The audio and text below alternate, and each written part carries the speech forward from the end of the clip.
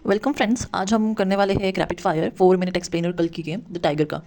हम क्रोनोलॉजिकली समझेंगे स्टोरी को, जो ऑनेस्टली बहुत आयरॉनिक और थोड़ी सी अब्सर्ड है।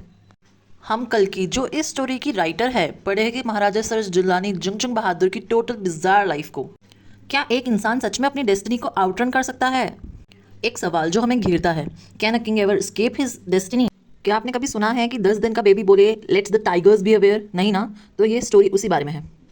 एस्ट्रोलॉजर्स ने 10 दिन के बेबी का फ्यूचर ही प्रेडिक्ट कर दिया था कि एक टाइगर इस प्रिंस की जान लेगा।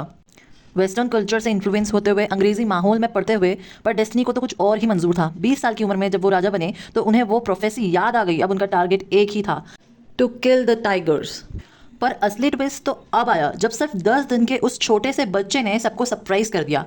उसने बोला let's the tigers be aware, और इसी के साथ स्टार्ट हो गई टाइगर्स के खिलाफ एक ऐसी वॉर जो चली उम्र भर।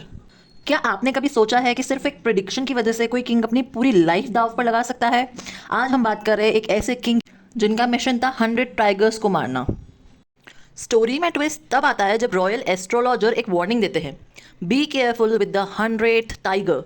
क्या वो 100th टाइगर सच में इतना डेंजरस था या ये सिर्फ एक सुपरस्टिशन था? ब्राइबिंग एन ऑफिसर, क्या आप सोच सकते हैं कि एक किंग को सिर्फ अपने शौक को बचाने के लिए इतना बड़ा ब्राइब देना पड़ गया?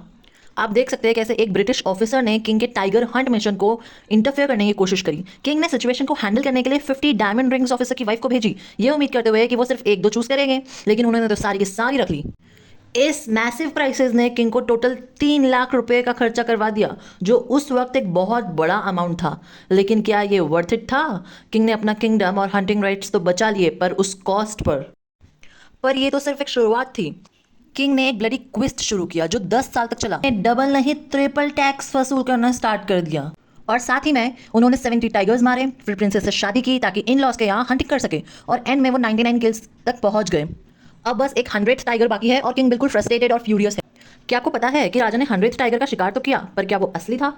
चलिए देखते हैं इस कॉमिकल डिसेप्शन का सच। किंग को लगा कि उसने 100th टाइगर को मार दिया है, लेकिन असलियत तो कुछ और ही थी। वो बेचारा सर्कस टाइगर जो सिर्फ गन की आवाज सुनकर बेहोश हो गया था। राजा अपनी जीत का जश्न मना रहा था और उसे बिल्कुल आइडिया नहीं था कि उसने तो निशाना चूक दिया है। Isn't this hilarious? जब एडवाइजर्स को सच पता चला तो डर के मारे उन्होंने चुपके से उस टाइगर को मार दिया, ताकि राजा को पता ना चले कि उसका निशाना चूक गया था।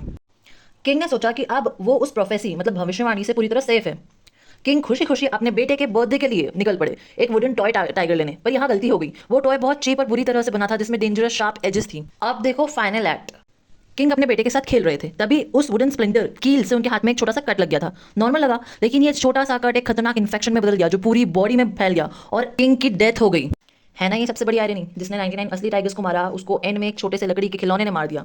सोचो, अगर कोई इंसान अपनी किस्मत से भागने की कोशिश करे तो क्या वो सच में अपनी डेस्टिनी की तरफ ही स्प्रिंट नहीं कर रहा होता?